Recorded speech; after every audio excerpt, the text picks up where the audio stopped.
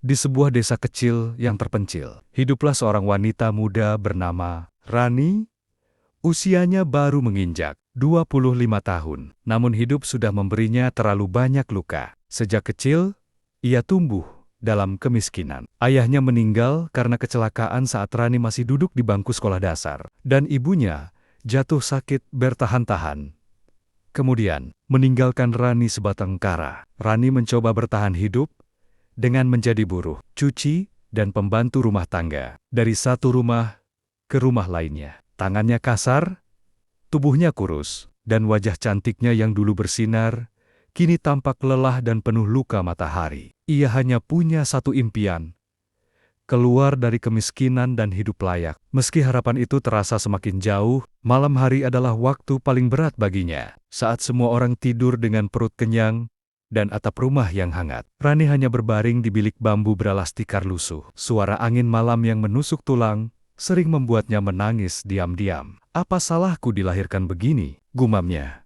Suatu malam, "Tuhan, kalau kau tak bisa beri aku hidup yang lebih baik, mungkin aku harus mencarinya sendiri di tempat lain." Saat itu juga, angin dingin bertiup lebih kencang dari biasanya, dan pelita kecil di sudut kamar tiba-tiba padam. Dalam kegelapan, terdengar suara bisikan lirih, samar, namun jelas. "Kau ingin kekayaan, Rani? Aku mendengarmu." Rani tersentak. Ia pikir itu hanya ilusi karena kelelahan. Namun malam itu menjadi awal dari sesuatu yang tidak akan pernah bisa ia tarik kembali. Malam itu, setelah suara bisikan yang samar, Rani tidak bisa tidur. Matanya menatap kosong ke langit-langit gelap biliknya. Jantungnya berdegup lebih cepat dari biasanya. Angin malam terasa seperti berbisik di telinganya, membawa suara-suara asing yang tak dimengerti. Namun di balik ketakutan itu,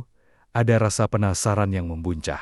Keesokan harinya, Rani beraktivitas seperti biasa, tapi pikirannya terus terganggu. Ia mulai merasa seolah-olah diawasi. Bayangan hitam sering terlihat di sudut matanya menghilang begitu ia menoleh. Dan saat malam tiba, suara itu datang lagi. Datanglah ke tepi hutan. Malam ini, sendiri, Rani merasa tubuhnya bergerak tanpa kendali. Sekitar tengah malam, ia mengenakan jaket tipis dan melangkah keluar rumah. Udara malam menusuk kulit, tapi ia seperti tidak merasa kedinginan sama sekali. Kakinya membawa dirinya menuju tepi hutan di belakang desa, tempat yang biasanya dihindari warga karena dipercaya angker. Di sana, di bawah pohon besar yang sudah mati, berdiri sosok berjubah hitam. Wajahnya tertutup tudung, namun aura dingin dan kelam menyelimuti udara di sekitarnya. "Rani," kata sosok itu, suaranya berat tapi tenang. "Aku tahu apa yang kau inginkan." "Apa?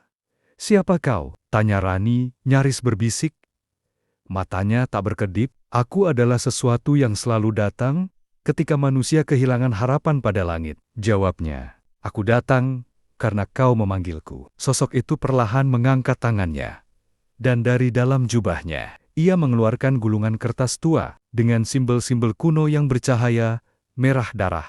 Kontrak ini sederhana: kekayaan, kemewahan, dan kehidupan tanpa penderitaan. Sebagai gantinya, kesetiaanmu. Dan nanti, saat waktunya tiba, kau akan kubawa sendiri. Rani menelan ludah. Tangannya gemetar, tapi pikirannya hanya tertuju pada satu hal: hidup yang lebih baik, tanpa kelaparan, tanpa kerja kasar. "Apa yang harus kulakukan?" tanyanya. "Kita harus mengikat perjanjian, dan itu hanya bisa dilakukan dengan cara yang lebih dalam dari sekadar kata-kata." Senyum iblis itu muncul samar di balik kegelapan. Dan malam itu menjadi malam pertama Rani menyentuh kegelapan yang sebenarnya. Langit malam itu seolah membeku.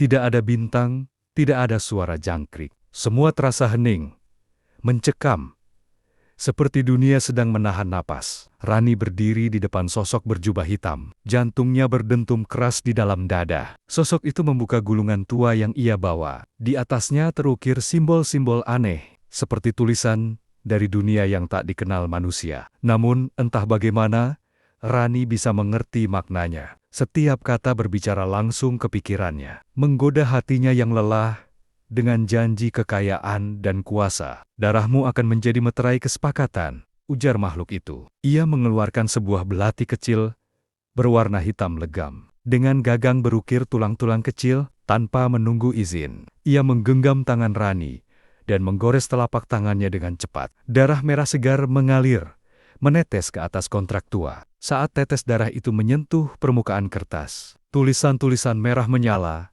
dengan terang dan menyatu dengan kulit. Rani, simbol aneh tiba-tiba muncul di bawah pergelangan tangannya, tanda ikatan dengan dunia gelap. Sekarang, kamu milikku, bisik sosok itu dengan senyum bengis. Namun perjanjian ini belum selesai. Dari balik jubahnya, sosok itu perlahan berubah.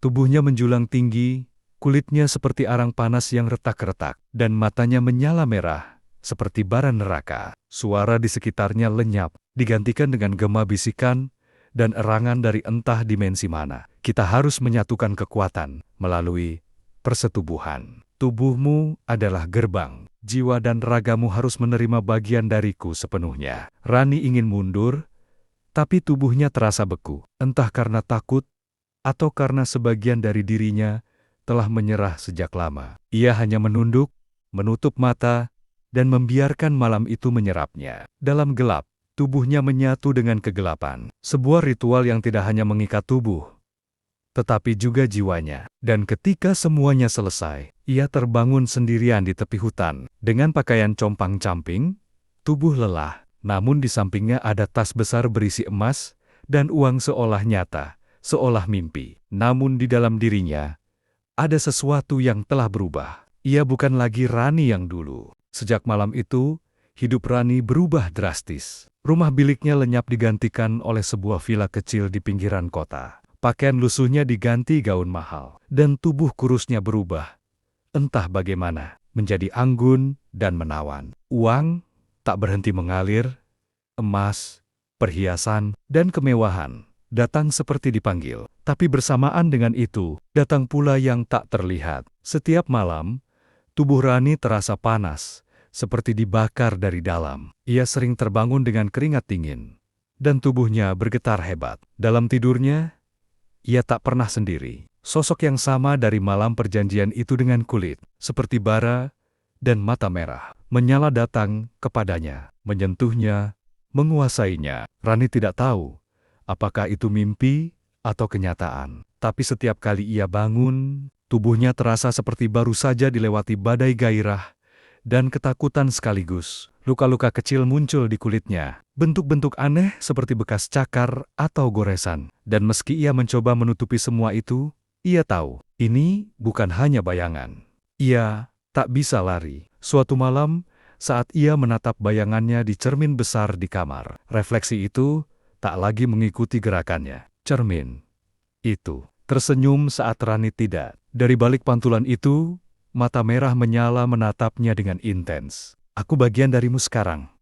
Suara itu berbisik. Tubuhmu adalah wadah. Jiwa kita telah menyatu. Dan selama kau menikmati kemewahan ini, kau harus terus membuka gerbang itu. Setiap malam, Rani menjerit. Tapi jeritannya tenggelam dalam dinding kamar mewahnya yang sunyi. Tidak ada yang datang. Tidak ada yang bisa menolong. Ia menyadari bahwa harga dari perjanjian itu bukan hanya satu malam bersama iblis tapi selamanya. Ia adalah milik kegelapan, dan tiap malam sang iblis akan kembali. Dalam tidur, dalam kesadaran, dalam daging, kemewahan telah datang. Namun bersamanya, neraka pun ikut tinggal. Beberapa bulan berlalu sejak perjanjian malam itu. Nama Rani kini terdengar di mana-mana. Ia menjadi pengusaha muda yang sukses secara misterius. Tak ada yang tahu dari mana modalnya datang.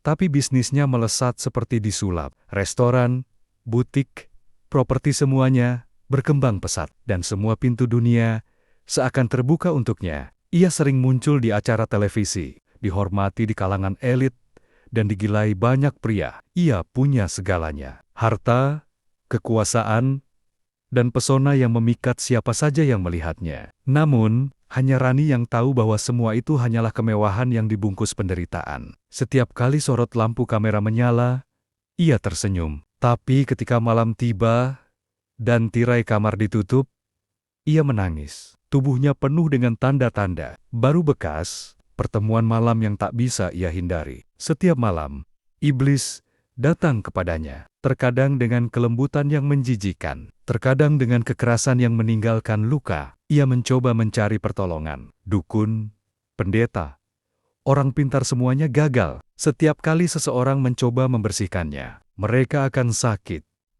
muntah darah, atau bahkan hilang akal. Tidak ada yang bisa menyentuh perjanjiannya. Yang paling menakutkan, kini Rani mulai mendengar suara-suara, bahkan di siang hari, suara bisikan yang membujuknya untuk melakukan hal-hal gelap, menghancurkan saingan bisnisnya, mengkhianati orang-orang yang peduli, bahkan menyakiti mereka yang tak bersalah. Rani tahu, kekayaan ini tidak datang tanpa kendali. Iblis tidak hanya ingin tubuhnya, ia ingin seluruh hidupnya. Pada suatu malam, Rani berdiri di balkon penthouse-nya, menatap kerlap-kerlip kota. Angin berhembus lembut, namun bisikan itu kembali. Semakin tinggi kau terbang, semakin besar bayanganmu. Dan aku ada di dalam bayangan itu, Rani. Ia menggenggam pagar balkon erat-erat, matanya kosong. Bibirnya bergetar, tapi tidak ada kata keluar. Ia sadar, kemewahan ini bukanlah berkah melainkan kutukan yang perlahan melahap jiwanya. Namun, anehnya, bagian dalam dirinya yang dulu pernah miskin, yang dulu pernah ditindas, merasa sulit melepaskan semua ini. Ia ketagihan, ia terseret terlalu dalam. Hari itu langit mendung, gelap sejak pagi. Tidak seperti biasanya, Rani tidak keluar rumah. Ia duduk diam di ruang tamu penthouse-nya, dikelilingi kemewahan yang dulu ia impikan. Tapi, tak ada rasa bangga, tak ada rasa senang. Yang ada hanya kehampaan dan ketakutan. Sudah seminggu ia tidak bisa tidur. Setiap kali memejamkan mata, ia melihat dirinya sendiri duduk dalam lingkaran api. Tubuhnya telanjang dan terbakar perlahan. Sosok iblis itu berdiri di sekelilingnya, menatapnya dengan senyum puas. Bisikan-bisikan kini berubah menjadi suara-suara nyata. Gordon bergerak sendiri, bayangan melintasi dinding tanpa sumber. Wajahnya sendiri di cermin,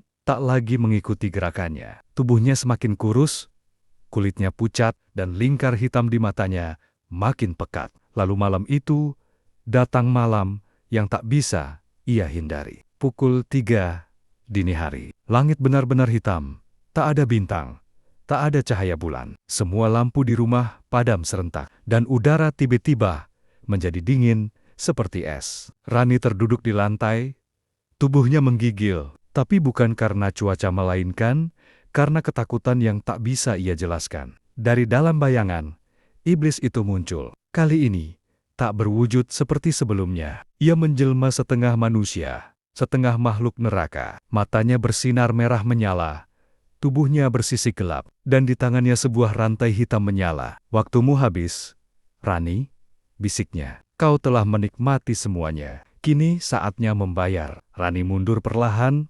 menangis, suaranya serak, tolong, jangan ambil aku, ambil semua ini, ambil uangku, rumahku, semuanya. Tapi iblis hanya tertawa pelan. Kau tahu sejak awal, bukan itu yang kuinginkan. Kekayaan hanyalah pancingan, yang kuincar adalah jiwamu, dan kau telah menyerahkannya sepenuh hati. Rani berteriak, namun suaranya seolah tersedot ke dalam kekosongan. Rantai itu melilit tubuhnya. Tubuhnya terangkat dari lantai, lalu melayang perlahan menuju kegelapan di sudut ruangan, yang terus melebar seperti gerbang neraka terbuka. Saat tubuhnya hampir menghilang, sorot matanya menangkap cermin besar di ruang tamu. Dalam pantulannya, ia melihat dirinya yang dulu wanita miskin, polos, rapuh, tersenyum getir, seolah berkata, "Aku sudah memperingatkanmu." Lalu semuanya gelap. Esok paginya, penthouse itu ditemukan kosong.